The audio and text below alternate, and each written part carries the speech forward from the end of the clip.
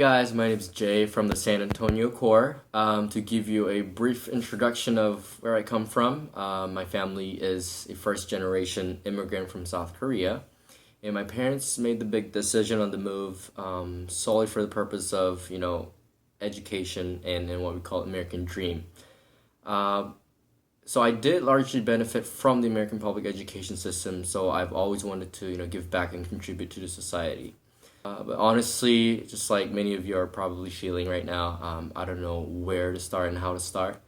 But I'm thankful that we're all in this journey together.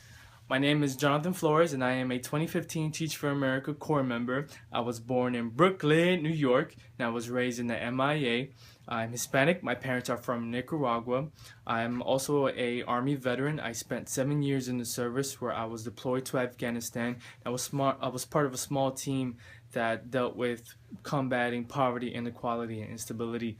Upon my return, I had to deal with PTSD, but I pushed myself, and so I went to school, and I graduated. And so I'm here, part of Teach for America.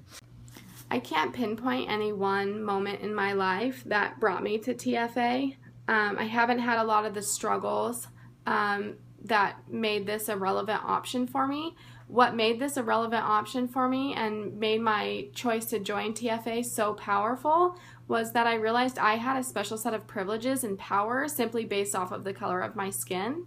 And I feel like it is my duty to use that privilege and that power to turn things around and to share that power and privilege with others so that they too can have these amazing educational opportunities in business, and opportunities overall to do and make their life what they want their life to be.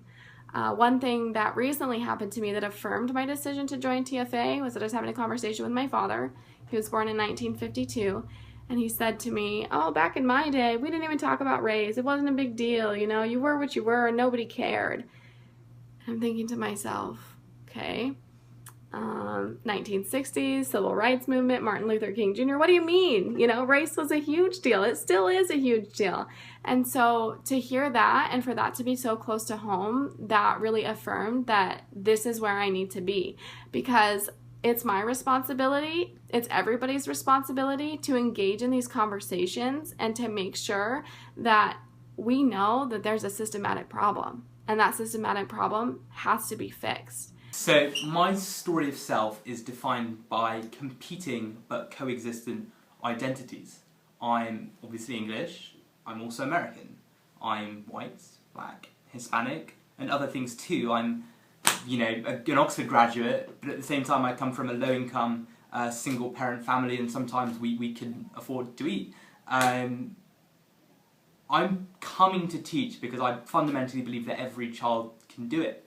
You just need someone who believes in you and won't give up, and is willing to work hard to take you to your goal. And the second part of my story of self is that I just love literature.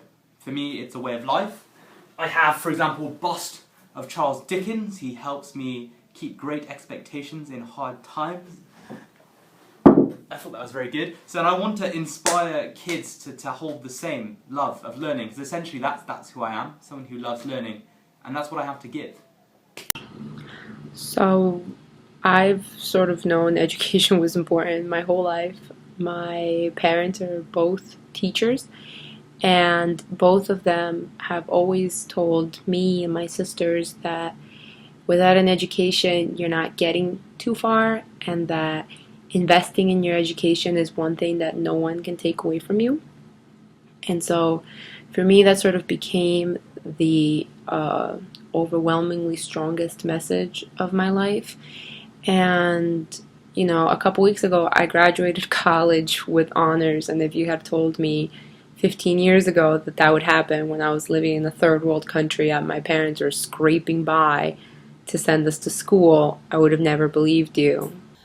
When I was in high school, a law passed in Alabama that was aimed to be the nation's harshest anti-undocumented immigrant law, even harsher than Arizona's. And the name of the law was HB 56, and it basically made every aspect of an undocumented immigrant's life so miserable that the goal of the lawmakers was to force people to self-deport. So people, as in my neighbors, friends, people I went to school with.